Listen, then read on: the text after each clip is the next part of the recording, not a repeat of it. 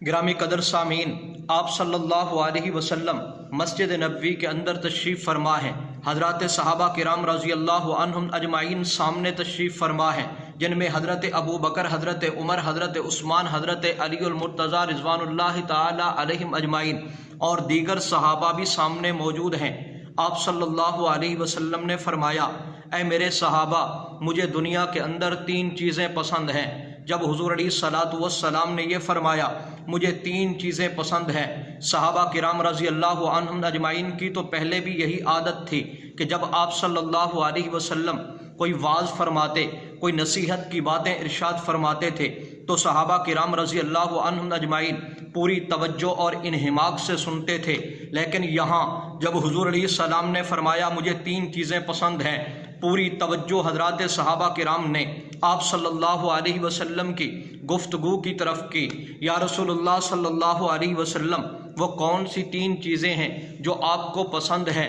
آپ صلی اللہ علیہ وسلم نے فرمایا، سب سے پہلی چیز جو مجھے پسند ہے، فرمایا خوشبو۔ دوسری چیز، یا رسول اللہ صلی اللہ علیہ وسلم کون سی آپ کو پسند ہے؟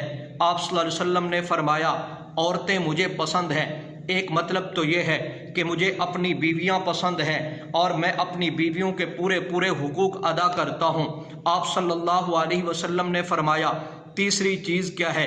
فرمایا کہ میری آنکھوں کی ٹھنڈک نماز کے اندر ہے۔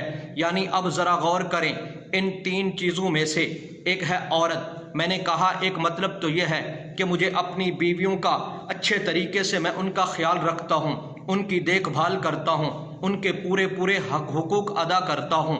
اور دوسرا مطلب اس کا یہ ہے کہ حضور علیہ الصلوۃ والسلام تشریف نہیں لائے تھے، بچی کی کوئی عزت نہیں تھی، عورت کا کوئی مقام نہیں تھا، ٹشو کی طرح اسے استعمال کر کے گندگی پر پھینک دیا جاتا تھا، عورت کو کوئی مقام، کوئی عزت نہیں دی گئی۔ آپ صلی اللہ علیہ وسلم کے آنے سے پہلے بچی پیدا ہوتی، بچی کو زندہ زمین کے اندر دفن کیا جاتا، آپ صلی اللہ علیہ وسلم تشریف لائے تو عورت کو عزت ملی، عورت کو مقام ملا، جو حضور کے آنے سے پہلے عورت کی کوئی عزت اور کوئی مقام نہیں تھا۔ اسی لیے آپ نے فرمایا مجھے عورتیں پسند ہیں۔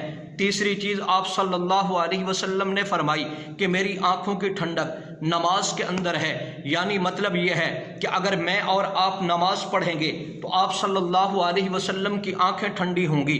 اگر میں اور آپ غفلت کی نیند سوئے رہے، نماز کی پابندی نہ کی تو آپ صلی اللہ علیہ وسلم کی روح کو بھی تکلیف ہوگی۔ نماز کی اہمیت اور عظمت کا اندازہ آپ اس بات سے لگا سکتے ہیں، حضور علیہ الصلوۃ والسلام کا آخری وقت ہے، آپ صلی اللہ علیہ وسلم 2 صحابہ کے کندھوں پر اپنے ہاتھ مبارک رکھ کر پاؤں مبارک گھسٹ رہے تھے۔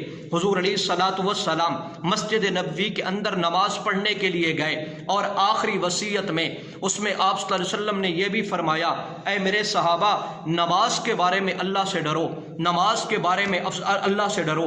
نماز کی اہمیت اور عظمت کا اندازہ آپ اس بات سے بھی لگا سکتے ہیں، حضرت سیدنا فاروق اعظم رضی اللہ تعالی عنہ جب فجر کی نماز پڑھا رہے تھے، مصلی امامت پر کھڑے ہوئے ہیں، ابو لولو فیروز مجوسی نے جب حملہ کیا تو فاروق اعظم رضی اللہ تعالی عنہ زخمی حالت کے اندر جب گرے ہیں تو حضرات صحابہ کرام رضی اللہ عنہم اجمعین نے جب تک نماز کو مکمل نہیں کیا اس وقت تک فاروق اعظم رضی اللہ تعالی عنہ کو مصلی سے اٹھایا نہیں، اور یہی فاروق اعظم ہیں، زخمی حالت کے اندر پڑے ہوئے ہیں۔ حضرات صحابہ کرام رضی اللہ عنہم اجمعین سے کیا کہتے ہیں، اے نبی کے صحابہ، نماز کا وقت ختم تو نہیں ہوا، نہیں امیر المؤمنین ختم نہیں ہوا۔ آپ نے فرمایا مجھے وضو کراؤ، وضو کرتے ہیں، مکمل نہیں ہوتا، پھر یہی غش کی کیفیت طاری ہو جاتی ہے۔ یعنی نماز کی اتنی اہمیت اور عظمت ان کے سامنے ہے تو آپ صلی اللہ علیہ وسلم نے کیا فرمایا؟ فرمایا نماز میری آنکھوں کی ٹھنڈک ہے۔ اب آپ صلی اللہ علیہ وسلم نے جب یہ فرمایا کہ دنیا کے اندر مجھے یہ 3 چیزیں پسند ہیں، سب سے پہلی چیز خوشبو، دوسری چیز عورتیں، تیسری چیز فرمایا میری آنکھوں کی ٹھنڈک نماز کے اندر ہے۔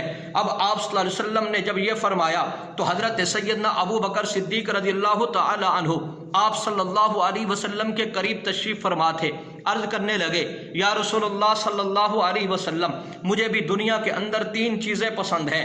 اے ابو بکر، وہ کون سی 3 چیزیں ہیں جو آپ کو پسند ہیں؟ سب سے پہلی چیز حضرت ابو بکر صدیق رضی اللہ تعالی